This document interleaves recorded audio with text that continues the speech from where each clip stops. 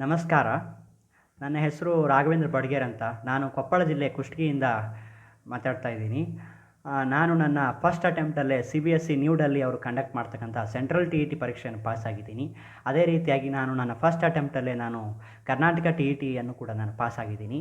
ಇವತ್ತು ನಾನು ಈ ಒಂದು ವಿಡಿಯೋವನ್ನು ಮಾಡ್ತಾ ಇರ್ತಕ್ಕಂಥ ಉದ್ದೇಶ ಏನಪ್ಪ ಅಂದರೆ, ಆಗಸ್ಟ್ 22ನೇ ತಾರೀಕಿಗೆ ಈಗ ಕರ್ನಾಟಕ TET ಎಕ್ಸಾಮ್ ಇದೆ. ಸೊ ಅವರಿಗೆ ನಿಮಗೆ ಅನುಕೂಲ ಆಗಲಿ ಅಂತ ನಾನು ಇದು ವಿಡಿಯೋ ಮಾಡ್ತಾಯಿದ್ದೀನಿ. ಯಾಕೆಂದರೆ ನಿಮಗೆಲ್ಲ ಗೊತ್ತಿರೋ ಹಾಗೆ ಸ್ಕೋರಿಂಗ್ ಸಬ್ಜೆಕ್ಟ್ಸು ಯಾವಪ್ಪ ಅಂದರೆ ಇಂಗ್ಲೀಷ್ ಪೆಡಗಾಜಿ, ಕನ್ನಡ ಮತ್ತು ಸೈಕಾಲಜಿ ಇವು ಸ್ಕೋರಿಂಗ್ ಸಬ್ಜೆಕ್ಟು. ಮತ್ತು ಡಿಸೈಡಿಂಗ್ ಫ್ಯಾಕ್ಟರ್ಸ್ ಕೂಡ, ನೀವು ಕರ್ನಾಟಕ TET ಪಾಸ್ ಆಗ್ತಿರೋ ಇಲ್ವಾ ಅನ್ನೋದು ನಿಮ್ಮನ್ನು ಡಿಸೈಡ್ ಮಾಡೋದು ಯಾವುದಪ್ಪ ಅಂದರೆ ನೀವು ಕನ್ನಡ ಮತ್ತು ಇಂಗ್ಲೀಷು ಮತ್ತು ಸೈಕಾಲಜಿ. ಸೊ ಹಾಗಾಗಿ ಎಷ್ಟೋ ಜನರಿಗೆ ಈ ಇಂಗ್ಲೀಷ್ ಪೆಡಗಾಜಿಯಲ್ಲಿ ಏನೆಲ್ಲ ವಿಷಯ ಇರುತ್ತೆ, ಏನೆಲ್ಲ ಓದಬೇಕು ಅನ್ನೋದು ಗೊತ್ತಿರೋದಿಲ್ಲ. ಅದಕ್ಕೆ ಪೆಡಗಾಜಿ ಇರುತ್ತೆ, ಯಾವೆಲ್ಲ ಪೆಡಗಾಜಿ ಓದಬೇಕಂತ ಗೊತ್ತಿರೋದಿಲ್ಲ. ಆಮೇಲೆ ಗ್ರಾಮರ್ ಪಾಯಿಂಟ್ಸ್ ಯಾವುದು ಓದಬೇಕಂತ ಗೊತ್ತಿರೋದಿಲ್ಲ. ಆಮೇಲೆ ಕನ್ನಡ ಪೆಡಗಾಜಿಯಲ್ಲಿ ಕೂಡ ಏನು ಓದಬೇಕು, ಯಾವೆಲ್ಲ ವಿಷಯಗಳು ಬರ್ತವೆ ಅನ್ನೋದು ಗೊತ್ತಿರೋದಿಲ್ಲ. ಸೊ ಅವರಿಗೆ ಅನುಕೂಲ ಆಗಲಿ ಅಂತ ಹೇಳಿ ನಾನು ಇವತ್ತು ಈ ಒಂದು ವಿಡಿಯೋನ ಮಾಡ್ತಾಯಿದ್ದೀನಿ. ಸೊ ಮೊದಲನೇದಾಗಿ ನಾನು ಇಂಗ್ಲೀಷ್ ಪೆಡಗಾಜಿಯನ್ನು ಮಾಡ್ತಾಯಿದ್ದೀನಿ. ನಂದು ಇಂಗ್ಲೀಷ್ನಲ್ಲಿ ನಂದು BA ಆಪ್ಷನಲ್ ಇಂಗ್ಲೀಷು, ಅದೇ ರೀತಿಯಾಗಿ ನಂದು MA ಆಪ್ಷನಲ್ ಇಂಗ್ಲೀಷು, B.Edಲ್ಲಿ ಕೂಡ ನಂದು ಇಂಗ್ಲೀಷು ಆಪ್ಷನಲ್ ಸಬ್ಜೆಕ್ಟು.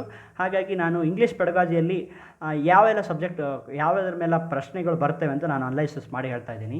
ಮೊದಲನೇದಾಗಿ LSRW ಸ್ಕಿಲ್ ಅಂತ ಇರುತ್ತೆ.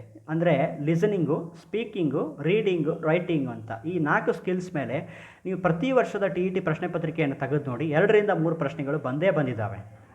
ಸೊ ಈ 4 ಸ್ಕಿಲ್ಗಳನ್ನು ನೀವು ಪ್ರತ್ಯೇಕವಾಗಿ ಓದಬೇಕಾಗ್ತದೆ. ಹೇಗೆ ಓದಬೇಕು?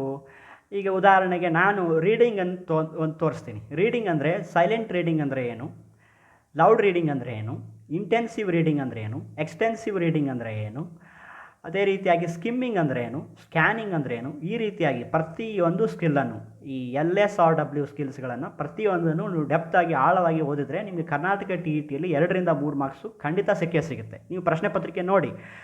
Next methods and approaches of teaching English ಅಂತ ಇರುತ್ತೆ. ಯಾವೆಲ್ಲ ಮೆಥಡ್ಸ್ ಓದಬೇಕು, ಯಾವೆಲ್ಲ ಅಪ್ರೋಚಸ್ ಓದಬೇಕು ಅಂತ ಗೊತ್ತಿರೋದಿಲ್ಲ. ಸೊ ಅವರಿಗೆ ನಾನು ಹೇಳ್ತೀನಿ, ಮೊದಲನೇದಾಗಿ ಗ್ರಾಮರ್ ಟ್ರಾನ್ಸ್ಲೇಷನ್ ಮೆಥಡ್ ಅಂತ ಇರುತ್ತೆ. ಈ ಮೆಥಡ್ ಓದಬೇಕು ನೀವು. ಅದಾದಮೇಲೆ ಇಂಡಕ್ಟಿವ್ ಮೆಥಡ್ ಅಂತ ಇರುತ್ತೆ, ಡಿಡಕ್ಟಿವ್ ಮೆಥಡ್ ಅಂತ ಇರುತ್ತೆ, ಡೈರೆಕ್ಟ್ ಮೆಥಡ್ ಅಂತ ಇರುತ್ತೆ, ಆಡಿಯೋ ಲಿಂಗ್ವಲ್ ಮೆಥಡ್ ಅಂತ ಇರುತ್ತೆ, ಬೈಲಿಂಗ್ವಲ್ ಮೆಥಡ್ ಅಂತ ಇರುತ್ತೆ, ಡಾಕ್ಟರ್ ವೆಸ್ಟ್ ಮೆಥಡ್ ಅಂತ ಇರುತ್ತೆ, ಕಮ್ಯುನಿಕೇಟಿವ್ ಅಪ್ರೋಚ್ ಅಂತ ಇರುತ್ತೆ, ಸಿಚುವೇಶ್ನಲ್ ಅಪ್ರೋಚ್ ಅಂತ ಇರುತ್ತೆ, ಸ್ಟ್ರಕ್ಚರಲ್ ಅಪ್ರೋಚ್ ಅಂತ ಇರುತ್ತೆ, ಎಲೆಕ್ಟಿಕ್ ಅಪ್ರೋಚ್ ಅಂತ ಇರುತ್ತೆ, ಲ್ಯಾಂಗ್ವೇಜ್ ಇಮರ್ಷನ್ ಮೆಥಡ್ ಅಂತ ಇರುತ್ತೆ. ಈ ರೀತಿಯಾಗಿ ಇಷ್ಟು ಎಲ್ಲ ಮೆಥಡ್ಸು ಮತ್ತು ಅಪ್ರೋಚಸ್ಸನ್ನು ನೀವು ಓದಿದರೆ ನಿಮಗೆ ಖಂಡಿತವಾಗಿಯೂ ಇಲ್ಲಿ 3ರಿಂದ 4 ಪ್ರಶ್ನೆಗಳು ಮೆಥಡ್ಸ್ ಮೇಲೆ, ಅಪ್ರೋಚಸ್ ಮೇಲೆ ಬಂದಿದ್ದಾವೆ. ನೀವು ಯಾವುದೇ ಕರ್ನಾಟಕ TETಯ ಯಾವುದೇ ವರ್ಷದ ಪ್ರಶ್ನೆ ಪತ್ರಿಕೆಯನ್ನು ತೆಗೆದು ನೋಡಿ, ನಿಮಗೆ 3ರಿಂದ 4 ಪ್ರಶ್ನೆಗಳು ಮೆಥಡ್ಸ್ ಮೇಲೆ, ಅಪ್ರೋಚಸ್ ಮೇಲೆ ಬಂದಿದ್ದಾವೆ. ನೀವು ಬೇಕಾದರೆ ತೆಗೆದು ನೋಡ್ಬೋದು. ಈ ರೀತಿಯಾಗಿ ಪ್ರತಿಯೊಂದು ಮೆಥಡನ್ನು ನೀವೇನು ಮಾಡಬೇಕು ಅಂದರೆ ಗೂಗಲಿಗೆ ಹೋಗಿ ನೀವು ಸರ್ಚ್ ಮಾಡಿದರೆ ಸಾಕು. ಡೈರೆಕ್ಟ್ ಮೆಥಡ್ ಅಂತ ಸರ್ಚ್ ಮಾಡಿದರೆ ಎಲ್ಲ ಮಾಹಿತಿ ಬರುತ್ತೆ, ನೀವು ಬರ್ಕೋಬೇಕು, ಓದಬೇಕು. ಅದೇ ರೀತಿ ಯೂಟ್ಯೂಬಲ್ಲಿ ಕೂಡ ನೀವು methods and approaches of teaching English ಅಂತೇಳಿ ನೀವು ಯೂಟ್ಯೂಬಲ್ಲಿ ಸರ್ಚ್ ಕೊಟ್ಟರು ಕೂಡ ನಿಮಗೆಲ್ಲ ಮಾಹಿತಿ ಬರುತ್ತೆ. ನೀವು ಆ ಮೆಥಡ್ಸ್ಗಳನ್ನು, ಅಪ್ರೋಚಸ್ ಆಫ್ ಟೀಚಿಂಗ್ಗಳನ್ನು, ಈ ಟೀಚಿಂಗ್ ಇಂಗ್ಲೀಷ್ ಮೆಥಡ್ಸ್ ಮತ್ತು ಅಪ್ರೋಚಸನ್ನು ನೀವು ಓದಬೇಕಾಗ್ತದೆ. ನೆಕ್ಸ್ಟ್ ನೋಡೋದಾದರೆ ಮೆಥಡ್ಸ್ ಆಫ್ ಟೀಚಿಂಗ್ ಪ್ರೋಸನ್ನು ಹೇಗೆ ಟೀಚ್ ಮಾಡಬೇಕು, ನೆಕ್ಸ್ಟು ಪೋಯಮನ್ನು ಹೇಗೆ ಟೀಚ್ ಮಾಡಬೇಕು, ಗ್ರಾಮರನ್ನು ಹೇಗೆ ಟೀಚ್ ಮಾಡಬೇಕು ಅಂತ ಇರುತ್ತೆ. ಮೆಥಡ್ಸ್ ಇರುತ್ತೆ, ಅದಕ್ಕೂ ಕೂಡ ಅವುಗಳನ್ನು ಮೆಥಡ್ಸ್ ನೀವು ಓದ್ಕೋಬೇಕು. Okay. Next language learning and acquisition ಅಂತ ಇರುತ್ತೆ. ಲ್ಯಾಂಗ್ವೇಜ್ ಲರ್ನಿಂಗ್ ಅಂದರೆ ಏನು, ಅಕ್ವಜಿಷನ್ ಅಂದರೆ ಏನು, ಇವುಗಳ ನಡುವಿನ ಡಿಫ್ರೆನ್ಸ್ ಏನು ಅದೆಲ್ಲ ಕೇಳ್ತಾರೆ. ಅದು ಓದ್ಕೋಬೇಕು. 1 ಮಾರ್ಕ್ಸ್ಗೆ ಬರೋ ಸಾಧ್ಯತೆ ಇರುತ್ತೆ ಇದು. ನೆಕ್ಸ್ಟು ಈಗ ಸ್ಟೀಫನ್ ಕ್ರೇಷನ್ ಅವರ theory of second language acquisition ಅಂತಿದೆ. ಸ್ಟೀಫನ್ ಕ್ರೇಷನ್ ಅಂತ ಒಬ್ಬರು ದೊಡ್ಡ ಲಿಂಗ್ವಿಸ್ಟ್, ಅವರು ಭಾಷಾ ತಜ್ಞರು. ಅವರು ಏನು ಮಾಡಿದ್ದಾರೆ ಅಂದರೆ ಥಿಯರಿ ಆಫ್ ಸೆಕೆಂಡ್ ಲ್ಯಾಂಗ್ವೇಜ್ ಅಕ್ವಜಿಷನ್ ಅಂತ ಹೇಳಿ ಒಂದು ಸಿದ್ಧಾಂತವನ್ನು ಮಂಡಿಸಿದ್ದಾರೆ. ಆ ಸಿದ್ಧಾಂತದಲ್ಲಿ 5 ಹೈಪೋಥಿಸಿಸ್ ಬರ್ತವೆ, 5 ಹೈಪೋಥಿಸಿಸ್ ಬರ್ತವೆ. ಇವುಗಳ ಮೇಲೆ ಅವನು 2 ವರ್ಷಕ್ಕೊಮ್ಮೆ, 1 ವರ್ಷಕ್ಕೊಮ್ಮೆ ಪ್ರಶ್ನೆ ಕೇಳ್ತಾನೆ ಇದ್ದಾನೆ. ಸೊ ನೀವು ಇದನ್ನು ಓದಬೇಕು. ಈ language acquisition theory of Stephen Krashen ಓದಿದ್ರೆ ನಿಮಗೆ ಅಲ್ಲಿ 2 ಮಾರ್ಕ್ಸ್ ಬರೋ ಸಾಧ್ಯತೆ ಇರುತ್ತೆ. 1ರಿಂದ 2 ಮಾರ್ಕ್ಸ್ ಬರುತ್ತೆ. ಯಾರು ಮಂಡನೆ ಮಾಡಿದ್ದಾರೆ ಅಂತ ಕೇಳ್ತಾರೆ ಅವರು. ಸೆಕೆಂಡ್ ಲ್ಯಾಂಗ್ವೇಜ್ ಅಕ್ವಜಿಷನ್ ಥಿಯರಿಯನ್ನು ಯಾರು ಮಂಡಿಸಿದ್ದಾರೆ ಅಂತ ಕೇಳ್ತಾರೆ. ಅದು ಸ್ಟೀಫನ್ ಕ್ರೇಷನ್ ಅಂತ ಹೇಳಬೇಕು. ನೀವು ಈ ಥರ ಪ್ರಶ್ನೆ ಬಂದಿದೆ, ನೀವು ನೋಡ್ಬೋದು. ನೆಕ್ಸ್ಟು ಲರ್ನಿಂಗ್ ಡಿಸ್ಯಾಬಿಲಿಟೀಸ್ ಅಂತ ಬರುತ್ತೆ. ಅಂದರೆ ಡಿಸ್ಲೆಕ್ಸಿಯಾ, ಡಿಸ್ಗ್ರಾಫಿಯಾ, ಈ ರೀತಿಯಾಗಿ ಲರ್ನಿಂಗ್ ಡಿಸ್ಯಾಬಿಲಿಟೀಸ್ ಇವುಗಳ ಮೇಲೆ ಪ್ರಶ್ನೆ ಬಂದಿದೆ ಕರ್ನಾಟಕ TETಯಲ್ಲಿ. ನೀವು ಇವುಗಳ ಓದಬೇಕು. ಅದಾದಮೇಲೆ ಇವ್ಯಾಲ್ಯುವೇಷನ್ ಅಂದರೆ ಇವ್ಯಾಲ್ಯುವೇಷನಲ್ಲಿ ಫಾರ್ಮೇಟಿವ್ ಅಸೆಸ್ಮೆಂಟ್, ಸಮೇಟಿವ್ ಅಸೆಸ್ಮೆಂಟ್, ಆಮೇಲೆ CCE ಅಂದರೆ ಕಂಟಿನ್ಯೂಯಸ್ ಕಾಂಪ್ರಹೆನ್ಸಿವ್ ಇವ್ಯಾಲ್ಯುವೇಷನ್, ಈ ರೀತಿಯಾಗಿ ಟೈಪ್ಸ್ ಆಫ್ ಟೆಸ್ಟ್ಸು, ಅಂದರೆ ಯಾವೆಲ್ಲ ಟೆಸ್ಟ್ ಇದ್ದಾವೆ, ಯೂನಿಟ್ ಟೆಸ್ಟು ಅವು ಇವು ಎಲ್ಲ ಓದ್ಕೋಬೇಕು ನೀವು. Types of exams, types of assessment, ಈ ರೀತಿಯಾಗಿ ಇದೆ. ಈ ರೀತಿಯಾಗಿ ಈ ಇವ್ಯಾಲ್ಯೂಯೇಷನ್ ಆದಮೇಲೆ ಇಷ್ಟೆಲ್ಲ ಪೆಡಗಾಜಿ ಸಬ್ಜೆಕ್ಟ್ಸ್ ಇರ್ತವೆ, ಇವು ಓದಬೇಕು. ಇದಾದಮೇಲೆ ಏನು ಮಾಡಬೇಕು ಅಂದರೆ ಗ್ರಾಮರ್ ಕೇಳ್ತಾನೆ. ಇಂಗ್ಲೀಷ್ ಪೆಡಗಾಜಿಯಲ್ಲಿ ಗ್ರಾಮರ್ ಕೇಳ್ತಾನೆ. ಏನು ಕೇಳ್ತಾನೆ? ಆ್ಯಕ್ಟಿವೈಸ್ ಪ್ಯಾಸಿವೈಸ್ ಕೇಳ್ತಾನೆ, ಡೈರೆಕ್ಟ್ ಆ್ಯಂಡ್ ಇಂಡೈರೆಕ್ಟ್ ಸ್ಪೀಚಸ್ ಕೇಳ್ತಾನೆ, ಕ್ವೆಶನ್ ಟ್ಯಾಗ್ ಕೇಳ್ತಾನೆ, ಆ್ಯಂಟೋನಿಮ್ಸ್ ಕೇಳ್ತಾನೆ, ಸೈನೋನಿಮ್ಸನ್ನು ಕೇಳ್ತಾನೆ, ಆಮೇಲೆ ವರ್ಡ್ ಮೀನಿಂಗ್ ಕೊಡ್ತಾನೆ. ಅಂದರೆ ಒಂದು ವರ್ಡ್ ಕೊಟ್ಟು ಅದರದ್ದು ಮೀನಿಂಗ್ ಕೇಳ್ತಾನೆ. ಉದಾಹರಣೆಗೆ ಕ್ಯಾಲಿಬರ್ ಅಂತ ಕೊಡ್ತಾನೆ. ಕ್ಯಾಲಿಬರ್ ಅಂತ ಕೊಟ್ಟು ಅದರದ್ದು ಮೀನಿಂಗ್ ಏನಂತ ಕೇಳ್ತಾನೆ. ಕ್ಯಾಲಿಬರ್ ಅಂದರೆ ಅಬಿಲಿಟಿ ಅಂತ, ಕೆಪಾಸಿಟಿ ಅಂತ. ಈ ರೀತಿಯಾಗಿ ಅದಾದಮೇಲೆ ಫಿಗರ್ಸ್ ಆಫ್ ಸ್ಪೀಚಸ್ಸನ್ನು ಕೇಳ್ತಾನೆ. ಸಿಮಿಲಿ, ಮೆಟಾಫೋರ್, ಈ ಥರ ಫಿಗರ್ಸ್ ಆಫ್ ಸ್ಪೀಚಸ್ ಇದೆ. ಈ ಫಿಗರ್ಸ್ ಆಫ್ ಸ್ಪೀಚಸನ್ನು ಕೇಳ್ತಾನೆ, ಆರ್ಟಿಕಲ್ಸನ್ನು ಕೇಳ್ತಾನೆ, ಪ್ರಿಪೋಸಿಷನ್ಸನ್ನು ಕೇಳ್ತಾನೆ, ಇಡಿಯಮ್ಸ್ ಆ್ಯಂಡ್ ಫ್ರೇಸಸನ್ನು ಕೇಳ್ತಾನೆ. ನೀವು ಕರ್ನಾಟಕ TETಯ ಎಲ್ಲ ಓಲ್ಡ್ ಪ್ರಶ್ನೆ ಪತ್ರಿಕೆಯನ್ನು ತೆಗೆದು ನೋಡಿ. ಆ್ಯಕ್ಟಿವೈಸ್ ಪ್ಯಾಸಿವೈಸ್ ಮೇಲೆ ಪ್ರಶ್ನೆ ಪತ್ರಿಕೆಯಲ್ಲಿ ನೋಡಿ, ಆ್ಯಕ್ಟಿವೈಸ್ ಪ್ಯಾಸಿವೈಸ್ ಮೇಲೆ ಕ್ವಶನ್ ಬಂದಿದೆ. ಆಮೇಲೆ ಡೈರೆಕ್ಟ್ ಇಂಡೈರೆಕ್ಟ್ ಮೇಲೆ ಪ್ರಶ್ನೆಗಳು ಬಂದಿದ್ದಾವೆ.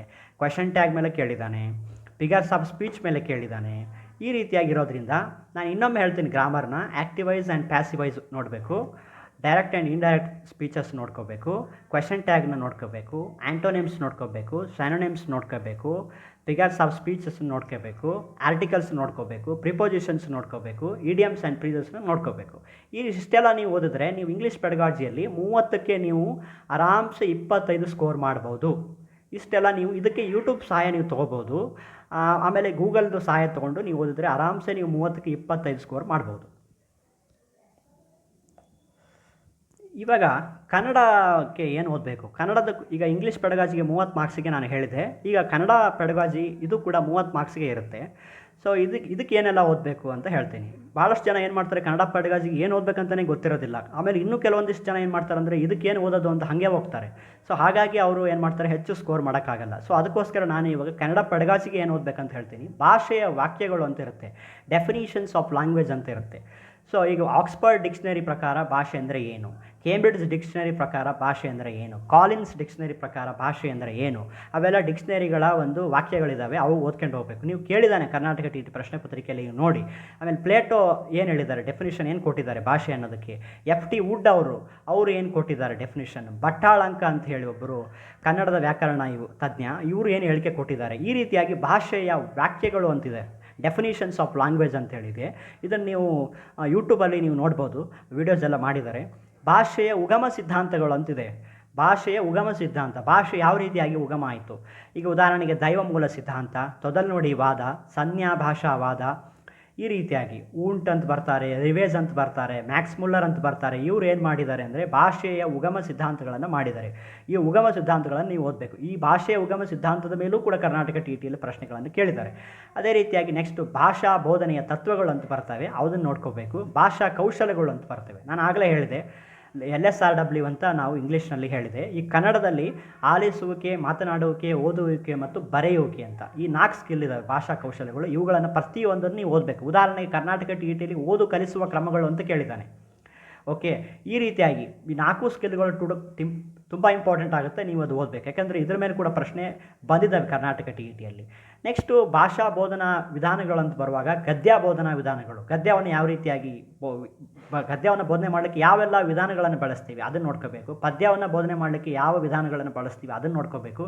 ವ್ಯಾಕರಣ ಬೋಧನಾ ವಿಧಾನಗಳನ್ನು ನೋಡ್ಕೋಬೇಕು. ಉದಾಹರಣೆಗೆ ಅನುಗಮನ, ನಿಗಮನ, ಈ ರೀತಿಯಾಗಿ ಈ 3 ಬೋಧನಾ ವಿಧಾನಗಳನ್ನು ನೋಡ್ಕೋಬೇಕು. ಅದಾದಮೇಲೆ ಮೌಲ್ಯಮಾಪನ ಅಂದರೆ ಅದೇ ನಾನು ಹೇಳಿದೆ, ರೂಪಣಾತ್ಮಕ, ಸಂಕಲನಾತ್ಮಕ ಮತ್ತು ನಿರಂತರ ಸಮಗ್ರ ಮೌಲ್ಯಮಾಪನ. ಈ ರೀತಿಯಾಗಿ ಇವೆಲ್ಲ ನೀವು ಮೌಲ್ಯಮಾಪನದಲ್ಲಿ ಬರುತ್ತೆ, ಇವೆಲ್ಲ ಓದ್ಕೋಬೇಕು.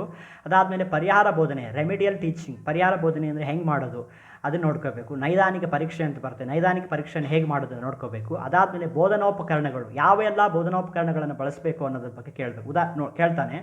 ಉದಾಹರಣೆಗೆ ನೀವು TETಯಲ್ಲಿ ಅಭ್ಯಾಸ ಪುಸ್ತಕದ ಮೇಲೆ, ಸಂಪನ್ಮೂಲ ಪುಸ್ತಕದ ಮೇಲೆ, ಪಠ್ಯ ಪುಸ್ತಕದ ಮೇಲೆ ಪ್ರಶ್ನೆಗಳು ಬಂದಿದ್ದಾವೆ, ನೀವು ನೋಡ್ಬೋದು. ಭಾಷಾ ಪ್ರಯೋಗಾಲಯ ಇದು ಕೂಡ ಇಂಪಾರ್ಟೆಂಟು, ಇದು ನೋಡ್ಕೋಬೇಕು. ಓದುಗಾರಿಕೆಯ ವಿಧಗಳು ಅಂತಿದೆ, ಅದನ್ನು ನೋಡ್ಕೋಬೇಕು. ನೆಕ್ಸ್ಟ್ ಏನಪ್ಪ ಅಂದರೆ ವ್ಯಾಕರಣಕ್ಕೆ ಬರೋಣ. ಇಷ್ಟೆಲ್ಲ ಓದಿದರೆ ಸಾಕು ಕನ್ನಡ ಪೆಡಗಾಜಿಗೆ. ಕನ್ನಡ ವ್ಯಾಕರಣ ನೋಡೋಣ. ಕನ್ನಡದಲ್ಲಿ ಏನು ಕೇಳ್ತಾನಪ್ಪ ಅಂದರೆ ನೋಡಿ, ವ್ಯಾಕರಣದಲ್ಲಿ ಏನು ಕೇಳ್ತಾನೆ ಅಂದರೆ ವರ್ಣಮಾಲೆ ಅಂತಿದೆ. ವರ್ಣಮಾಲೆಯಲ್ಲಿ, ನಮ್ಮ ಕನ್ನಡ ವರ್ಣಮಾಲೆಯಲ್ಲಿ ಎಷ್ಟು ಒಂದು ಅಕ್ಷರಗಳಿವೆ, ಕನ್ನಡ ವರ್ಣಮಾಲೆಯಲ್ಲಿ ಎಷ್ಟು ಅಕ್ಷರಗಳಿದ್ದಾವೆ, ಸ್ವರಗಳ ಸಂಖ್ಯೆ ಎಷ್ಟಿದೆ, ವ್ಯಂಜನಗಳ ಸಂಖ್ಯೆ ಎಷ್ಟಿದ್ದಾವೆ, ಇದನ್ನೆಲ್ಲ ಕೇಳ್ತಾನೆ. ಋಷಸ್ವರ ಯಾವ್ಯಾವು, ದೀರ್ಘಸ್ವರ ಯಾವ್ಯಾವುದು, ಈ ಥರ ಎಲ್ಲ ಕೇಳ್ತಾನೆ. ಸೊ ವರ್ಣಮಾಲೆಯನ್ನು ಓದ್ಕೊಂಡು ಹೋಗ್ಬೇಕು ನೀವು. ಅದಾದಮೇಲೆ ಸಂಧಿಗಳ ಮೇಲೆ ನೋಡಿ, ಕರ್ನಾಟಕ TET ಪ್ರಶ್ನೆ ಪತ್ರಿಕೆಯಲ್ಲಿ ಸಂಧಿಗಳ ಮೇಲೆ ಪ್ರಶ್ನೆ ಇದ್ದೇ ಇದೆ ಯಾವಾಗಲೂ. ಸಮಾಸಗಳು ನೆಕ್ಸ್ಟ್ ಬರೋದು ಸಮಾಸಗಳ ಮೇಲೆ ಕೂಡ ಪ್ರಶ್ನೆಗಳು ಕೇಳ್ತಾನೆ ಇದ್ದಾನೆ. ನೀವು ನೋಡ್ಬೋದು, ಏನಿಲ್ಲ ಅಂದರೂ 1 ರಿಂದ 2 ಪ್ರಶ್ನೆಗಳು ಇದ್ದೇ ಇರುತ್ತೆ. ಸಂಧಿ ಮೇಲೆ ಇರುತ್ತೆ ಪ್ರಶ್ನೆ ಇದ್ದೇ ಇರುತ್ತೆ, ಸಮಾಸದ ಮೇಲೆ ಪ್ರಶ್ನೆ ಇದ್ದೇ ಇರುತ್ತೆ. ನೆಕ್ಸ್ಟ್ ಅಲಂಕಾರಗಳ ಮೇಲೂ ಕೂಡ ಪ್ರಶ್ನೆ ಕೇಳಿದ್ದಾನೆ. ವಿಭಕ್ತಿ ಪ್ರತ್ಯಯಗಳು ಕೂಡ ನೀವು ಓದ್ಕೊಂಡು ಹೋಗಬೇಕು. ಅದಾದಮೇಲೆ ತತ್ಸಮ ಮತ್ತು ತದ್ಭವಗಳು ಅಂತ ಹೇಳಿ, ತದ್ಭವಗಳನ್ನು ಕೂಡ ಕರ್ನಾಟಕ TETಯಲ್ಲಿ ಕೇಳಿದ್ದಾನೆ. ಸಮಾನಾರ್ಥಕ ಪದಗಳನ್ನು ಕೇಳಿದ್ದಾನೆ, ವಿರುದ್ಧಾರ್ಥಕ ಪದಗಳನ್ನು ಕೇಳಿದ್ದಾನೆ, ಜೋಡು ನುಡಿಗಳನ್ನು ಕೇಳಿದ್ದಾನೆ, ದ್ವಿರುಕ್ತಿಗಳನ್ನು ಕೇಳಿದ್ದಾನೆ, ಅವ್ಯಯಗಳನ್ನು ಕೇಳಿದ್ದಾನೆ. ಈ ರೀತಿಯಾಗಿ ಇಷ್ಟೆಲ್ಲ ನೀವು ವ್ಯಾಕರಣವನ್ನು ಓದಿ ಹೋದರೆ ಮತ್ತು ಬೋಧನಾಶಾಸ್ತ್ರವನ್ನು ಓದಿ ಹೋದರೆ ಕನ್ನಡದಲ್ಲಿ ನೀವು 30ಕ್ಕೆ ನೀವು ಆರಾಮ್ಸೆ 25ಕ್ಕಿಂತ ಹೆಚ್ಚು ಮಾಡ್ಬೋದು. ನಾನು 30ಕ್ಕೆ 28 ಮಾಡಿದ್ದೀನಿ. ಯಾಕೆಂದರೆ ಇಷ್ಟೇ, ಇದನ್ನು ದಾಟಿ ಯಾವುದು ಪ್ರಶ್ನೆ ಬರೋದಿಲ್ಲ. ಸೊ ಇವೆಲ್ಲ ನೀವು ಪರ್ಫೆಕ್ಟ್ ಆದರೆ ಅಂದರೆ ನಿಮ್ಗೆ ಅನುಕೂಲ ಆಗುತ್ತೆ. ಆಮೇಲೆ ಈಗ ನೀವು ಯಾಕೆ ಡಿಸೈಡಿಂಗ್ ಫ್ಯಾಕ್ಟರ್ ಅಂತ ನಾನು ಹೇಳ್ತಾ ಇದ್ದೀನಿ ಇಂಗ್ಲೀಷ್ನ ಮತ್ತು ಕನ್ನಡನ ಅಂತ, ಯಾಕೆಂದರೆ ನೋಡಿ, ನೀವು ಸೈನ್ಸ್ ಮ್ಯಾಥ್ಸಲ್ಲಿ ಸ್ಕೋರ್ ಮಾಡೋಕ್ಕಾಗೋದಿಲ್ಲ. ಯಾಕಂದರೆ ಅಲ್ಲಿ ಡಿಫಿಕಲ್ಟ್ ಕ್ವಶನ್ಸ್ ಇರುತ್ತೆ.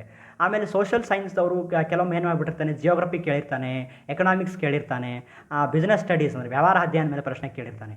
ಸೊ ಅಲ್ಲಿ ನೀವು ಒಂದು ವೇಳೆ ಸ್ಕೋರ್ ಮಾಡೋಕ್ಕಾಗಲಿಲ್ಲ ಅಂದರೂ ಕೂಡ ನೀವು ಕನ್ನಡ ಪೆಡಗಾಜಿಯಲ್ಲಿ ನೀವು 30ಕ್ಕೆ 25 ತೊಗೊಂಡ್ರೆ ಅಲ್ಲಿ ಭಾಳ ದೊಡ್ಡ ಒಂದು ನಿಮ್ಮ ಪರೀಕ್ಷೆ ಪಾಸ್ ಆಗೋ ಸಾಧ್ಯತೆ ಹೆಚ್ಚಿರುತ್ತೆ. ಇಂಗ್ಲೀಷ್ ಪೆಡಗಾಜಿಯಲ್ಲಿ ಕೂಡ ನೀವು 30ಕ್ಕೆ, ನಾನು ಏನು ಹೇಳಿದೆ ಇಷ್ಟೆಲ್ಲ ಓದಿ ನೀವು ಅಟೆಂಪ್ಟ್ ಮಾಡಿದರೆ 30ಕ್ಕೆ 25 ತೊಗೊಳ್ತೀರಿ. ಇಲ್ಲಿ 50 ಮಾರ್ಕ್ಸ್ ಆಯಿತು. ಸೊ ನೆಕ್ಸ್ಟು ಇವಾಗ ಕನ್ನಡ ಮತ್ತು ಇಂಗ್ಲೀಷ್ ಆದಮೇಲೆ ಇನ್ನು ಸೈಕಾಲಜಿದು ಒಂದು ನಾನು ಹೇಳ್ತೀನಿ. ಸೈಕಾಲಜಿಯನ್ನು ಕೂಡ ನೀವು ಈಗ ಅತ್ಯಂತ ಕಡಿಮೆ ಸಮಯ ಇದೆ, ಎಲ್ಲ ಓದ್ಕೊಂಡು ಕೂಡೋಕ್ಕಾಗೋದಿಲ್ಲ. ಸೊ ಹಾಗಾಗಿ ಮನೋವಿಜ್ಞಾನಕ್ಕೆ ಸಂಬಂಧಪಟ್ಟಿರ್ತಕ್ಕಂತಹ ವ್ಯಾಖ್ಯೆಗಳು ಅಂತಿದ್ದಾವೆ. ಮನೋವಿಜ್ಞಾನಕ್ಕೆ ಸಂಬಂಧಪಟ್ಟಿರ್ತಕ್ಕಂಥ ವ್ಯಾಖ್ಯೆಗಳನ್ನು ಓದಬೇಕು. ಮನೋವಿಜ್ಞಾನದ ಪ್ರಮುಖ ಶಾಖೆಗಳು ಅಂತ ಬರ್ತವೆ, ಆ ಶಾಖೆಗಳನ್ನು ಓದಬೇಕು. ಆಮೇಲೆ ಶೈಕ್ಷಣಿಕ ಮನೋವಿಜ್ಞಾನದ ವಿಧಾನಗಳು ಅಂತ ಬರ್ತವೆ. ಅಂತರಾವಲೋಕನ ವಿಧಾನ, ವೀಕ್ಷಣಾ ವಿಧಾನ, ಪ್ರಾಯೋಗಿಕ ವಿಧಾನ, ವ್ಯಕ್ತಿ ಅಧ್ಯಯನ, ಸಂದರ್ಶನ, ಪರೀಕ್ಷಾ ವಿಧಾನ, ಸಮೀಕ್ಷಾ ವಿಧಾನ ಅಂತ ಈ ಥರ ವಿಧಾನ ಇದೆ. ಇವುಗಳ ಮೇಲೆ ಪ್ರಶ್ನೆ ಬರುತ್ತೆ, ಇದು ಓದಬೇಕು. ಆಮೇಲೆ ವಿಕಾಸದ ಸಾರ್ವತ್ರಿಕ ತತ್ವಗಳು ಅಂತಿದೆ. ಇದು ಸ್ವಲ್ಪ ತುಂಬ ಚೆನ್ನಾಗಿರೋ ಕಾನ್ಸೆಪ್ಟ್ ಇದು. ಉದಾಹರಣೆಗೆ ಶಿರಪಾದಾಭಿಮುಖ ವಿನ್ಯಾಸ, ಕೇಂದ್ರ ಪರಿಧಿ ಅಭಿಮುಖ ವಿನ್ಯಾಸ, ಈ ರೀತಿಯಾಗಿ ಇದರ ಮೇಲೆ ವಿಕಾಸದ ಸಾರ್ವತ್ರಿಕ ತತ್ವಗಳ ಮೇಲೆ TETಯಲ್ಲಿ ಪ್ರಶ್ನೆಗಳು ಬಂದಿದ್ದಾವೆ, ನೀವು ನೋಡ್ಬೋದು ಓಲ್ಡ್ ಕ್ವಶನ್ ಪೇಪರಲ್ಲಿ. ಆಮೇಲೆ ಅನುವಂಶೀಯತೆಯ ತತ್ವಗಳು ಅಂತ ಬರುತ್ತೆ, ಭಿನ್ನತೆಯ ತತ್ವ, ಸಮಾಶ್ರಯಣದ ತತ್ವ, ಈ ರೀತಿಯಾಗಿ ಅನುವಂಶೀಯತೆಯ ತತ್ವಗಳ ಮೇಲೆ ಕೂಡ ಪ್ರಶ್ನೆಗಳು ಬಂದಿದ್ದಾವೆ ಕರ್ನಾಟಕ TETಯಲ್ಲಿ, ನೀವು ನೋಡ್ಬೋದು.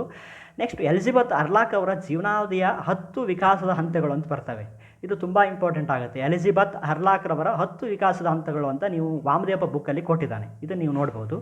ನೆಕ್ಸ್ಟು ಜೀನ್ ಪಿಯಾಜೆ ಅವರ ಜ್ಞಾನಾತ್ಮಕ ವಿಕಾಸ ಸಿದ್ಧಾಂತದ ಹಂತಗಳು. ಪ್ರತಿ ವರ್ಷದ TET ಪ್ರಶ್ನೆ ಪತ್ರಿಕೆಯಲ್ಲಿ ಜೀನ್ ಪಿಯಾಜೆಯನ್ನು ಕೇಳಿದ್ದಾನೆ. ಅವರ ಜ್ಞಾನಾತ್ಮಕ ವಿಕಾಸ ಸಿದ್ಧಾಂತದ ಹಂತಗಳನ್ನು ಕೇಳಿದ್ದಾನೆ. ಉದಾಹರಣೆಗೆ ಸಂವೇದನ ಗತಿ ಹಂತ, ಕಾರ್ಯಪೂರ್ವ ಹಂತ, ಔಪಚಾರಿಕ, ಈ ಥರ ಹಂತಗಳ ಮೇಲೆ ಪ್ರಶ್ನೆಯನ್ನು ಕೇಳಿದ್ದಾನೆ. ಸೊ ನೀವು ಬಿಡಬೇಡಿ, ಪಿಯಾಜೆ ಅವ್ರನ್ನ ಓದಿ. ಅವನು ಮಸ್ಟ್ ಆ್ಯಂಡ್ ಶುಡ್ ಅವ್ರು ಪಿಯಾಜೆ ಮೇಲೆ ಪ್ರಶ್ನೆ ಕೇಳ್ತಾನೆ, ಯಾಕಂದರೆ ಅಷ್ಟು ದೊಡ್ಡ ಮನೋವಿಜ್ಞಾನಿ ಅವರು. ನೆಕ್ಸ್ಟ್ ಪಿಯಾಜೆ ಆದಮೇಲೆ ಬ್ರೂನರ್ ಅವರು ಸೂಚಿಸ್ತಕ್ಕಂಥ ಬೌದ್ಧಿಕ ವಿಕಾಸದ ಹಂತಗಳು ಅಂತ ಬರ್ತವೆ. ಬ್ರೂನರ್ ಅವ್ರು ಏನು ಮಾಡ್ತಾರೆ, ಇವರು ಕ್ರಿಯಾತ್ಮಕ, ಬಿಂಬಾತ್ಮಕ ಮತ್ತು ಸಾಂಕೇತಿಕ ಎಂಬತಕ್ಕಂತಹ 3 ಬೌದ್ಧಿಕ ವಿಕಾಸದ ಹಂತಗಳನ್ನು ಜೆರೋಮ್ ಬ್ರೂನರ್ ಇದ್ದಾರಲ್ಲ, ಅವರು 3 ವಿಕಾಸದ ಹಂತಗಳನ್ನು ಸೂಚಿಸ್ತಾರೆ. ಅದರ ಮೇಲೆ ಪ್ರಶ್ನೆ ಬಂದಿದೆ, ಕಳೆದ ವರ್ಷವೇ ಬಂದಿತ್ತು. ಸೊ ಹಾಗಾಗಿ ಅದು ಹೇಳ್ತಾ ಇದ್ದೀನಿ. ಆಮೇಲೆ ಕೋಲ್ಬರ್ಗ್ ರವರ ನೈತಿಕ ವಿಕಾಸ ಸಿದ್ಧಾಂತ, ಇದು ತುಂಬ ಭಾಳ ದೊಡ್ಡದಿರೋದ್ರಿಂದ ಪ್ರತಿ ಸಾರಿ ಕೋಲ್ಬರ್ಗ್ ರವರ ನೈತಿಕ ವಿಕಾಸ ಸಿದ್ಧಾಂತದ ಮೇಲೆ, ಅದರ ಹಂತಗಳ ಮೇಲೆ ಪ್ರಶ್ನೆ ಕೇಳಿದ್ದಾನೆ. ಸೊ ಹಾಗಾಗಿ ಕೋಲ್ಬರ್ಗ್ ರವರ ನೈತಿಕ ವಿಕಾಸದ ಸಿದ್ಧಾಂತದ ಹಂತಗಳನ್ನು ನೀವು ಓದ್ಕೊಳ್ಳಿ. ನೆಕ್ಸ್ಟ್ ಎರಿಕ್ಸನ್ ರವರ ಮನೋಸಾಮಾಜಿಕ ವಿಕಾಸ ಸಿದ್ಧಾಂತದ ಹಂತಗಳು ಅಂತ ಬರ್ತವೆ. ಆ ಎರಿಕ್ಸನ್ ಅವರ ಸಿದ್ಧಾಂತದ ಹಂತಗಳನ್ನು ಓದ್ಕೊಳ್ಳಿ. ನೆಕ್ಸ್ಟ್ ಬುದ್ಧಿಶಕ್ತಿಯ ಸಿದ್ಧಾಂತಗಳು ಬರ್ತವೆ. ದ್ವಿಕಾರಕ ಸಿದ್ಧಾಂತ, ಬಹುಕಾರಕ ಸಿದ್ಧಾಂತ, ಸಮೂಹಕಾರಕ ಸಿದ್ಧಾಂತ, ಅವರನ್ನು ಯಾರು ಮಂಡಿಸಿದರು, ಅವೆಲ್ಲ ಕೂಡ ಪ್ರತಿಯೊಂದನ್ನು ಜಿ ಫ್ಯಾಕ್ಟರ್ ಅಂದರೆ ಏನು, ಎಸ್ ಫ್ಯಾಕ್ಟರ್ ಅಂದರೆ ಏನು, ಈ ರೀತಿಯಾಗಿ ಬುದ್ಧಿಶಕ್ತಿಯ ಸಿದ್ಧಾಂತಗಳ ಮೇಲೆ ಕೂಡ ಪ್ರಶ್ನೆ ಬಂದಿದೆ, ನೀವು ಅದನ್ನು ಕೂಡ ನೋಡಿ. ಆಮೇಲೆ IQ ಕಂಡು ಹಿಡಿಯತಕ್ಕಂಥ ಒಂದು ಲೆಕ್ಕ ಇದ್ದೇ ಇರುತ್ತೆ. IQ ಕಂಡು ಹಿಡಿಲಿಕ್ಕೆ ಹೇಳ್ತಾನೆ ನಾವು, ನಿಮಗೆ ಪ್ರತಿ ವರ್ಷ ಇದು ಕೇಳ್ತಾನೆ, ಅದನ್ನು ನೀವು ಓದಿ. ನೆಕ್ಸ್ಟು ಟರ್ಮನ್ ರವರು ಏನು ಮಾಡಿದ್ದಾರೆ, IQ ಆಧಾರದ ಮೇಲೆ ಇವ್ರು ಏನು ಮಾಡಿದ್ದಾರೆ ಅಂದರೆ ವಿಂಗಡಣೆಯನ್ನು ಮಾಡಿದ್ದಾರೆ. ಹೆಂಗೆ, ಅತಿ ಪ್ರತಿಭಾನ್ವಿತರು, ಸರಾಸರಿ ಬುದ್ಧಿಶಕ್ತಿಯುಳ್ಳವರು. ಆಮೇಲೆ ಈ ರೀತಿಯಾಗಿ ಇವರು ಏನು ಮಾಡಿದ್ದಾರೆ, ಟರ್ಮನ್ ರವರು IQ ಆಧಾರದ ಮೇಲೆ ವಿಂಗಡಣೆಯನ್ನು ಮಾಡಿದ್ದಾರೆ. ಅದನ್ನು ಕೇಳ್ತಾನೆ ಅವನು. ಈಗ ಉದಾಹರಣೆಗೆ 140 IQ ಹೊಂದಿರತಕ್ಕಂಥವ್ರು ಇವರು ಯಾವ ಕ್ಯಾಟಗರಿಯಲ್ಲಿ ಬರ್ತಾರೆ, ಇವರು ಪ್ರತಿಭಾನ್ವಿತರ, ಅತಿ ಪ್ರತಿಭಾನ್ವಿತರ ಏನು ಅಂತ ಕೇಳ್ತಾನೆ. ಸೊ ಈ ರೀತಿಯಾಗಿ ಕೇಳ್ತಾನೆ, ಅದನ್ನು ನೀವು ಬಿಡಬೇಡಿ, ಟರ್ಮನ್ ರವ್ರದ್ದು ಓದಿ. ಸೃಜನಶೀಲತೆಯ ಮೇಲೆ ಕೇಳ್ತಾನೆ, ಯಾಕೆಂದರೆ ತುಂಬ ಇಂಪಾರ್ಟೆಂಟ್ ಚಾಪ್ಟರ್ ಇದು. ಇಲ್ಲಿ ಸೃಜನಶೀಲತೆಯನ್ನು ಅಭಿವೃದ್ಧಿಗೊಳಿಸ್ತಕ್ಕಂಥ ಕ್ರಮಗಳನ್ನು ಕೇಳ್ತಾನೆ. ಅದರಲ್ಲಿ ಮೆದುಳನ್ನು ಕಾರ್ಯಪಟುತ್ವಗೊಳಿಸುವ ತಂತ್ರ ಅಂತಿದೆ, ಮೆದುಳನ್ನು ಕಾರ್ಯಪಟುತ್ವಗೊಳಿಸುವ ತಂತ್ರ, ಇದರ ಮೇಲೆ ಟಿ ಇ ಟಿಯಲ್ಲಿ ಓಲ್ಡ್ ಕ್ವಶನ್ ಪೇಪರಲ್ಲಿ ಬಂದಿದೆ, ಇದನ್ನು ಕೇಳ್ತಾನೆ. ಅದಾದಮೇಲೆ ಕಲಿಕೆಯ ಸಿದ್ಧಾಂತಗಳು ಅಂತಿದೆ. ಕಲಿಕೆಯ ಸಿದ್ಧಾಂತಗಳು ಕೂಡ ತುಂಬ ಮಹತ್ವದ್ದು. ಪ್ರಯತ್ನ ಮತ್ತು ಪ್ರಮಾದ ಕಲಿಕೆ ಥಾರ್ನ್ಡೈಕ್ ಅವರದು, ಅವರ ನಿಯಮಗಳು ಕೂಡ ಬರ್ತವೆ. ಥಾರ್ನ್ಡೈಕ್ ಅವರ ನಿಯಮಗಳು, ಅಭ್ಯಾಸ ನಿಯಮ, ಸಿದ್ಧತಾ ನಿಯಮ, ಈ ರೀತಿಯಾಗಿ ಅದನ್ನು ಕೂಡ ಕೇಳ್ತಾನೆ. ಅದಾದಮೇಲೆ ಪ್ರಯತ್ನ ಪ್ರಮಾದ ಕಲಿಕೆ ಮುಗಿದ ಮೇಲೆ ಸಾಂಪ್ರದಾಯಿಕ ಅನುಬಂಧನ ಕಲಿಕೆ, ಇದನ್ನು ಕೇಳ್ತಾನೆ. ಆಮೇಲೆ ಕ್ರಿಯಾಜನ್ಯ ಅನುಬಂಧನ ಕಲಿಕೆ ಅಂತಿದೆ, ಇದನ್ನು ಕೇಳ್ತಾನೆ. ಒಳನೋಟ ಕಲಿಕೆ ಅಂತಿದೆ, ಇದನ್ನು ಕೇಳ್ತಾನೆ. ನೆಕ್ಸ್ಟು ಕಲಿಕೆಯ ವರ್ಗಾವಣೆ ಅಂತ ನಾನು ಹೇಳಿದ್ನಲ್ಲ ಇಷ್ಟೊತ್ತನ, ಜೀನ್ ಪಿಯಾಜೆ ಆಮೇಲೆ ವೈಗೋಸ್ಕಿ, ಇವರು ವಿಕಾಸದ ಹಂತಗಳು ಅವೆಲ್ಲ ಎಕ್ಸ್ಟ್ರೀಮ್ಲಿ ಇಂಪಾರ್ಟೆಂಟ್ ಆಗುತ್ತೆ. ಈ ಕಲಿಕೆಯ ಸಿದ್ಧಾಂತಗಳು ಕೂಡ ತುಂಬ ಇಂಪಾರ್ಟೆಂಟ್ ಆಗುತ್ತೆ, ನೀವು ಓದ್ಕೊಂಡು ಹೋಗಲೇಬೇಕು ಇವನ್ನ. ನೆಕ್ಸ್ಟು ಕಲಿಕೆಯ ವರ್ಗಾವಣೆ ಅಂತ ಇದೆ. ಕಲಿಕೆಯ ಯಾವ ರೀತಿಯಾಗಿ ವರ್ಗಾವಣೆ ಮಾಡ್ತಾರೆ ಅನ್ನೋದ್ರ ಬಗ್ಗೆ ಇದೆ. ಕಲಿಕೆಯ ವರ್ಗಾವಣೆಯನ್ನು ನೀವು ಓದ್ಕೊಳ್ಳಿ. ಆಮೇಲೆ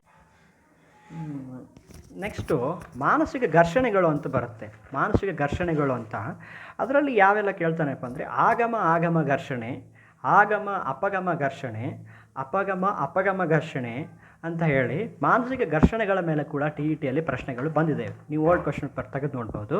ಅದಾದಮೇಲೆ ಇನ್ನೊಂದು ತುಂಬ ಇಂಪಾರ್ಟೆಂಟ್ ಏನಪ್ಪ ಅಂದರೆ ಹೊಂದಾಣಿಕೆಯ ಅಥವಾ ರಕ್ಷಣಾ ತಂತ್ರಗಳು ಅಂತ ಇದರ ಮೇಲೆ ಪ್ರತಿ ವರ್ಷ ಪ್ರಶ್ನೆ ಕೇಳ್ತಾನೆ ಬಂದಿದ್ದಾನೆ. ಸೊ ನೀವು ರಕ್ಷಣಾ ತಂತ್ರಗಳು ಕೂಡ ಓದ್ಕೋಬೇಕು. ಈ ರೀತಿಯಾಗಿ ಸೈಕಾಲಜಿ ನಾನು ಹೇಳಿದೆ, ಸೈಕಾಲಜಿಯಲ್ಲಿ ಯಾವೆಲ್ಲ ಸಬ್ಜೆಕ್ಟ್ಸ್ ಎಕ್ಸ್ಟ್ರೀಮ್ಲಿ ಇಂಪಾರ್ಟೆಂಟ್ ಆಗ್ತದೆ, ಸ್ಕೋರ್ ತಂದು ಕೊಡ್ತವೆ ಅಂತ ಹೇಳಿ, ಇದನ್ನು ಮಸ್ಟ್ ಆ್ಯಂಡ್ ಶುಡ್ ಓದಲೇಬೇಕಾಗಿರ್ತಕ್ಕಂಥ ಕಾನ್ಸೆಪ್ಟ್ ಯಾವ ಅಂತ ನಾನು ಹೇಳಿದೆ. ಅದೇ ರೀತಿಯಾಗಿ ಕನ್ನಡ ಪೆಡಗಾಜಿಯಲ್ಲಿ ಹೇಳಿದೆ. ಇಂಗ್ಲೀಷ್ ಪೆಡಗಾಜಿಯಲ್ಲಿ ನಾನು TPR ಅಂತ ಹೇಳಿ, ಟೋಟಲ್ ಫಿಸಿಕಲ್ ರೆಸ್ಪಾನ್ಸ್ ಅಂತ ಹೇಳಿ ನಾನು ಒಂದು ಬಿಟ್ಟಿದ್ದೆ. ಸೊ ಟೋಟಲ್ ಫಿಸಿಕಲ್ ರೆಸ್ಪಾನ್ಸ್ ಅನ್ನೋದು ಕೂಡ ಟೋಟಲ್ ಫಿಸಿಕಲ್ ರೆಸ್ಪಾನ್ಸ್ ಮೆಥಡ್ ಅಂತ ಹೇಳಿ, ಇದು ನೋಡಿ, ಇದು ಎಷ್ಟು ಹಾಟ್ ಫೇವ್ರೇಟ್ ಅಂದರೆ ಇದು 2 ವರ್ಷ 3 ವರ್ಷ ಕಂಟಿನ್ಯೂಸ್ ಆಗಿ ಕೇಳ್ತಾನೆ ಬರ್ತಾ ಇದ್ದಾನೆ. TPR ಅಂದರೆ ಏನು ಅಂತ ಕೇಳಿದ್ದೆ ಕಳೆದ ವರ್ಷ. TPR ಅಂದರೆ ಟೋಟಲ್ ಫಿಸಿಕಲ್ ರೆಸ್ಪಾನ್ಸ್ ಮೆಥಡ್ ಅಂತ. ನೀವು ಇದು ಓದೋಗ್ಲಿಲ್ಲ ಅಂದರೆ ಏನಾಗುತ್ತೆ, ಆಪ್ಷನ್ಸ್ ಏನು ಕೊಟ್ಟಿದ್ದ ಅಂದರೆ ಟೀಚಿಂಗ್ ಫಿಸಿಕಲ್ ರೆಸ್ಪಾನ್ಸ್ ಮೆಥಡ್ ಅಂತ ಕೊಟ್ಟಿದ್ದ. ಸೊ ನೀವು ಓದೋಗ್ಲಿಲ್ಲ ಅಂದರೆ ನಿಮ್ಗೆ ಅದು ಹಾಕೋಕ್ಕಾಗಲ್ಲ. ಅದೇ ರೀತಿಯಾಗಿ ಅದಕ್ಕಿಂತ ಹಿಂದಿನ ವರ್ಷ ಏನು ಕೇಳಿದ್ನಪ್ಪ ಅಂದರೆ ಟೋಟಲ್ ಫಿಸಿಕಲ್ ರೆಸ್ಪಾನ್ಸ್ ಮೆಥಡನ್ನು ಕಂಡುಹಿಡಿದವ್ರು ಯಾರು ಅಂತ ಕೇಳಿದ್ದ, ಜೆ ಹ್ಯಾಶರ್ ಅಂತೇಳಿ. ಈ ರೀತಿಯಾಗಿ ನೋಡಿ, ನಾನು ನಿಮಗೆ ಹೇಳಿದ್ದೀನಿ ಇಂಗ್ಲೀಷ್ ಪೆಡಗಾಜಿಯಲ್ಲಿ ಯಾವೆಲ್ಲ ಕಾನ್ಸೆಪ್ಟ್ ಓದಬೇಕು ಮತ್ತು ಯಾವೆಲ್ಲ ಇಂಗ್ಲೀಷ್ ಗ್ರಾಮರ್ ಓದಬೇಕು ಅಂತ ಹೇಳಿದ್ದೀನಿ. ಕನ್ನಡ ಪೆಡಗಾಜಿಯಲ್ಲಿ ಕೂಡ ಯಾವೆಲ್ಲ ವಿಷಯಗಳ ಓದಬೇಕು ಅಂತ ಹೇಳಿದ್ದೀನಿ. ಸೈಕಾಲಜಿಯಲ್ಲಿ ಕೂಡ ಯಾವೆಲ್ಲ ವಿಷಯಗಳನ್ನು ಓದಬೇಕಂತ ಹೇಳಿದ್ದೀನಿ. ಇವುಗಳನ್ನು ನನ್ನ ಅನುಭವದ ಮೇಲೆ ಹೇಳಿದ್ದೀನಿ ನಾನು. ಯಾಕಂದರೆ ನಾನು ಫಸ್ಟ್ ಅಟೆಂಪ್ಟಲ್ಲೇ CTET ಪಾಸ್ ಮಾಡಿದ್ದೀನಿ, ಫಸ್ಟ್ ಅಟೆಂಪ್ಟಲ್ಲೇ TET ಪಾಸ್ ಮಾಡಿದ್ದೀನಿ. ಅತ್ಯಂತ ಕಡಿಮೆ ಸಮಯದಲ್ಲಿ ಅಂದರೆ 15ರಿಂದ 20 ದಿನ ಓದಿ ಪಾಸ್ ಮಾಡಿದ್ದೀನಿ. ಅದಕ್ಕೋಸ್ಕರ ನಾನು ಒತ್ತಿ ಹೇಳ್ತಾ ಇದ್ದೀನಿ. ಇವಾಗ ನಿಮಗೆ ಸಮಯ ಇರೋದು ಕೂಡ ಕೇವಲ 8ರಿಂದ 9 ದಿನ ಮಾತ್ರ ಇದೆ. ಹಾಗಾಗಿ ನೀವೇನು ಮಾಡಿ, ಇವೆಲ್ಲ ವಿಷಯಗಳನ್ನು ಯೂಟ್ಯೂಬ್ ಸಹಾಯ ತೊಗೊಂಡು, ಗೂಗಲ್ ಸಹಾಯ ತೊಗೊಂಡು ಎಲ್ಲ ವಿಷಯಗಳನ್ನು ಓದಿ ಮುಗಿಸಿ, ಖಂಡಿತ ನಿಮಗೆ ಒಳ್ಳೆ ಮಾರ್ಕ್ಸ್ ಬಂದೇ ಬರುತ್ತೆ. ಎಸ್ಪೆಷಲಿ ಸೈನ್ಸ್ ಮ್ಯಾಥ್ಸ್ ಅವರು ಇದನ್ನು ಓದಲೇಬೇಕು. ಯಾಕೆಂದರೆ ಅವರಿಗೆ ಒಂದು ವೇಳೆ ಸೈನ್ಸ್ ಮ್ಯಾಥ್ಸಲ್ಲಿ ಚೆನ್ನಾಗಿ ಸ್ಕೋರ್ ಮಾಡೋಕ್ಕಾಗಲಿಲ್ಲ ಅಂದರೆ, ನೀವು ಇಷ್ಟೆಲ್ಲ ಇಂಗ್ಲೀಷ್ ಪೆಡಗಾಜಿಯಲ್ಲಿ, ಕನ್ನಡ ಪೆಡಗಾಜಿಯಲ್ಲಿ, ಸೈಕಾಲಜಿಯಲ್ಲಿ ನೀವು ಚೆನ್ನಾಗಿ ಸ್ಕೋರ್ ಮಾಡಿದ್ರಿ ಅಂದರೆ 25 ನೀವು ಕ್ರಮಾನುಗತವಾಗಿ ಸ್ಕೋರ್ ಮಾಡಿದರೆ 75 ಮಾರ್ಕ್ಸ್ ಇಲ್ಲೇ ಆಯಿತು. ನೀವು ಸೈನ್ಸ್ ಮ್ಯಾಥ್ಸಲ್ಲಿ ಕೇವಲ ಒಂದು 20 ಮಾರ್ಕ್ಸ್ ತೊಗೊಂಡ್ರೂ ಕೂಡ ನೀವು TET ಪಾಸ್ ಆಗಿಬಿಡ್ತೀರಿ. ಅದೇ ರೀತಿಯಾಗಿ ಸೋಷಲ್ ಸೈನ್ಸ್ದವರು ಕೂಡ ಒಂದು ವೇಳೆ ನಿಮಗೆ ಜಿಯೋಗ್ರಫಿಯಲ್ಲಿ ಪ್ರಶ್ನೆ ಬಂತು, ಎಕನಾಮಿಕ್ಸಲ್ಲಿ ಪ್ರಶ್ನೆ ಬಂತು, ಬಿಸ್ನೆಸ್ ಸ್ಟಡೀಸ್ ಮೇಲೆ ಪ್ರಶ್ನೆ ಬಂತು ಅಂತಂದರೆ ನಿಮಗೆ ಅಷ್ಟು ಸ್ಕೋರ್ ನೀವು ನಿರೀಕ್ಷೆ ಮಾಡಿದಷ್ಟು ಸೋಷಲ್ ಸೈನ್ಸಲ್ಲಿ ಸ್ಕೋರ್ ಮಾಡೋದಾಗಲಿಲ್ಲ ಅಂದರೆ ನೀವು ಕನ್ನಡದಲ್ಲಿ ನೀವು ಸ್ಕೋರ್ ಮಾಡ್ಬೋದು, ಇಂಗ್ಲೀಷಲ್ಲಿ ಮತ್ತು ಸೈಕಾಲಜಿಯಲ್ಲಿ ಹೆಚ್ಚು ಸ್ಕೋರ್ ಮಾಡಿದರೆ ಈ ಎಲ್ಲ ವಿಷಯಗಳನ್ನು ಓದಿದ್ರೆ ಖಂಡಿತವಾಗಿಯೂ ಈ ಎಲ್ಲ ವಿಷಯಗಳನ್ನು ಓದಿದರೆ ನಿಮ್ಮ ಸ್ಕೋರ್ ಆಗೇ ಆಗುತ್ತೆ. ಸೊ ಹಾಗಾಗಿ ಈ ಎಲ್ಲ ವಿಷಯಗಳನ್ನು ಓದಿ. I wish you all the best, good luck.